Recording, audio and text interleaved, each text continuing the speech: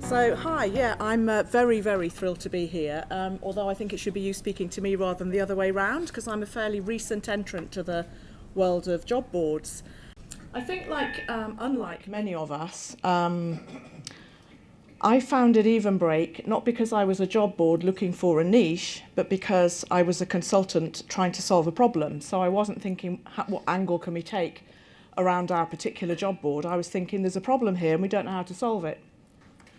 So we were. I knew nothing about job boards at all. What I did know a lot about was diversity, and I'd been a diversity consultant for many years, working with many employers across pan diversity. And then we discovered a problem, and we needed to find a solution to that problem. And the problem was the huge gap between the percentage of disabled people who are in work and the percentage of non-disabled people who are in work. And that doesn't change. That hasn't changed for decades. It's around 30%, that gap. And even though there are more people in work now than there have been before, that gap still persists in terms of the difference between disabled people's opportunities in the workplace compared to non-disabled people's opportunities. So why was that then? We had to kind of discover, why is there a problem? Why is this consistent? Why is it that whatever we do, we've had all sorts of legislation, we've had all sorts of government programs and goodness knows what, but this gap is stubbornly not moving. It seems like whatever we do. So one of the things that happened was I was talking to employers about diversity, and a few years ago they'd have said, diversity, nothing to do with us. Now they're all excited about diversity, which is great. And I'll say to an employer, what are you doing on diversity? And they enthusiastically tell me what they're doing about gender, getting more women into board positions. They'll tell me what they're doing on race and ethnicity. If I'm lucky, they'll tell me what they're doing on sexual orientation. But they rarely mention disability. And all of those other things are equally as important, of course, but disability is still the poor relation. And so when I say, oh, that's really good, great, what are you doing about disability? Then the tone of voice changes and it goes to, oh, yeah, it's a shame for them, isn't it? We really ought to do something about this. We really ought to be employing disabled people more than we do. And when I push them a little bit more and say, no, actually, it's about talent, it's not about pity, they will say, yeah, no, yeah, right, of course, yes, you're right. But, disabled people, they're going to be unproductive, they're not going to be able to do as much as other people. They're really expensive. Think of all the adjustments we've got to put in place for them and ramps and stuff. They're going to be off sick all the time. They're a health and safety risk. We're going to trip up over the wheelchairs.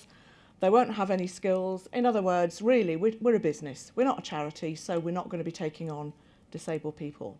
So that's the challenge, the problem that we had. When I spoke to more enlightened employers, and there are some of them about, I'm very pleased to say, they recognise that actually disabled people are, on average, just as productive, if not more so, than non-disabled people. That we have actually significantly less time off sick, which might seem a bit counterintuitive. But if you think about an amputee or someone who's deaf, why would they have more colds or sore throats than anybody else? And actually, most disabled people, like me, have to cope with symptoms or side effects from drugs every day of the week anyway. So if we get a bit of a sniffle, we're not going to call in sick. So there's significantly less sickness absence from disabled employees. We can give internal intelligence to the purple pound. So disabled people in our families spend around £249 billion a year. That's a huge market for most employers to want to exploit or at least encourage. Much wider pool of talent. 20% of the adult population have a disability or a long-term health condition. If we're going to not look for those 20% of people, that's an awful lot of talent that we're not finding. I keep hearing employers talking about skill shortages, and my answer is there aren't any skill shortages, we're just not looking in the right places. Disabled people have fewer workplace accidents. I can relate to that one. I have a neck that's pretty much made of glass. It's very kind of fragile, so if I fall, I risk losing the use of my hands and arms. Not a great place to be. So I've learnt an incredible ability, no matter how many glasses of wine I've drunk, I stay upright. It's an amazing skill to have. But we tend to be, I recommend it, apart from that one embarrassing incident. No, I won't go into that now. So there, we do tend to have far fewer workplace accidents. Certainly we bring additional skills with us. We have to overcome barriers every day of our lives. So we're good at problem solving, we're good at negotiating, we're tenacious, we've got creative ways of thinking. And we have better retention. So if we're loyal, if our employers are loyal to us, we're going to stay in our jobs longer. So the reality is that actually disabled people should be paid a premium because we're far better employees on balance than most others. So much so that I even wrote a book about it. I didn't say I was going to plug the book, but here it is. Hey, it's called A Dozen Brilliant Reasons to Employ Disabled People. And I wrote it because I got so fed up of hearing the, oh, it's such a shame for them, isn't it? And I want to change the narrative from disabled people are people who need our pity and opportunities to people who actually have the talents and skills that our employers might be looking for. But even those employers can't attract them. So they need us, they need job boards to be able to do that for them. So when I talked to disabled candidates, they don't know which is which. They don't know which are the employers who wouldn't touch a disabled person with a barge pole because of all those myths, or those employers who are actually quite keen to access that talent. Because the former group of employers don't put, we will discriminate against you if you're disabled, will they? They'll all say, we are equal opportunities employers, and actually we know that that's not always the case. So I became aware of this conundrum when I was a diversity consultant, and I kind of thought, you know, that's really bad. Somebody ought to do something about that. And then I became disabled when I was in my mid-40s, about 14 years ago. And I thought, actually, perhaps I could do something about that. So I came up with a solution, and the solution was a job board. I knew nothing about job boards. So we set up a specialist job board called Evenbreak, which is where we would do the attraction. So we go out and get the candidates. The employers can then just put their jobs in front of the audience that we've got them. And what we find is that employers find candidates who wouldn't apply otherwise. They might see the same advert on another job board or on the company's career site, but they won't apply unless they know that employer is going to be receptive to a disabled candidate. And employers also found that they attract candidates who will then respect that employer, because they feel if an employer has paid to go on a job board that's only for disabled people, they're going to take me seriously, it's worth me applying. So one of the barriers that we found with those employers who were even, engaged with us and wanted to do what we were saying, were they were saying things like, it's great, we really want to employ disabled people, but we're so scared of getting it wrong. We might use the wrong words, we might offend somebody, we might not know how to offer support appropriately. So we kept thinking, that's really bad, somebody ought to do something about that. And then we decided it should be us. So we added a best practice portal, which is led by disabled people themselves, and it's a resource for employers talking about how they can become more inclusive and more accessible to disabled candidates and employees. So, for example, we have an autistic candidate talking about why interviews don't work for autistic people, etc. So that's kind of a bit of added value that we give for the employers. But I'm not here to talk about that. I'm here to talk about how we engage with disabled candidates. And it's interesting, it was mentioned before lunch. I was listening to the HR people talking about what they look for. And for us, it's very much about trust. And disabled candidates have a huge amount of mistrust because they have been discriminated against so often in the past. So the most important thing for us was that we could be trusted by our disabled candidates. 70% of disabled people won't go near a recruitment agency because they perceive that recruitment agents don't understand, what their needs are or how to support them. So it's important for us, that we looked at making sure that the candidates had confidence in us, that we had authenticity, that we were credible, and we get feedback from those candidates and that they can influence what we do and how we go about our business. So the first thing that gave them the confidence is that we're all disabled ourselves. So we're very small. We're not anything like as big as a lot of you guys out there. There's only 9 of us. But between the 9 of us, we have 8 different impairments. So we cover sight impairment, hearing impairment, neurological conditions, wheelchair users, mental health. So actually we have that internal intelligence ourselves from our own people.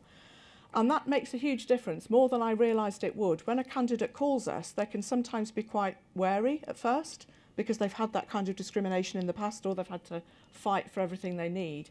And the minute one of us says, oh, well, actually, we're all disabled, there's a kind of, oh, well, you understand then, don't you? And there's that immediate confidence. And if there's confidence in us, there's going to be confidence in the employers that use us to advertise their roles. The other thing we felt that was really important was to model best practice. So we're saying to employers, you should be accessible and inclusive. We need to model that. So again, some of the things that were talked about before lunch about having an inclusive recruitment process, we recognise that CVs and interviews are very poor ways to assess people. I know they form the cornerstone of nearly every recruitment process, but they are, I think, very poor predictors of future performance in lots of ways, but particularly for disabled candidates. So our own internal recruitment process that we like to model doesn't use CVs or interviews at all. It's all about strengths. What are you going to bring with you to the role that's going to help us? And how can you demonstrate those strengths in a way that works for you? So it could be a video, it could be a conversation, it could be a piece of work they've already done. It doesn't really matter.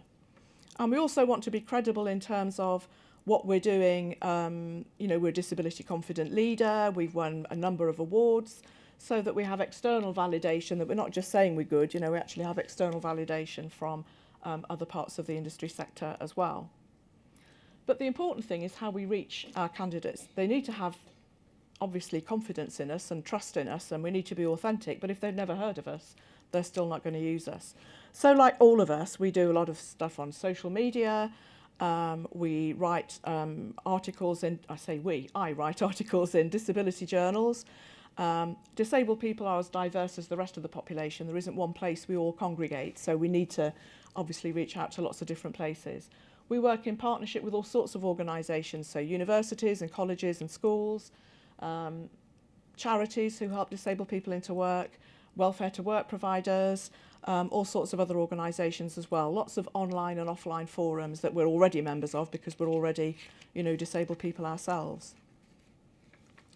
And we like to involve the candidates in everything we do. So we're not just doing things to them, they're influencing what we do. So our board of directors are all disabled. I've already said that our staff are all disabled. So we have a lot of internal knowledge already about our candidate group. But we have an advisory group of a wide range of people with a wide range of impairments who will feed back to us on, we'll say, we're thinking of doing this, what do you think? And they'll say, well, that wouldn't work for people like me.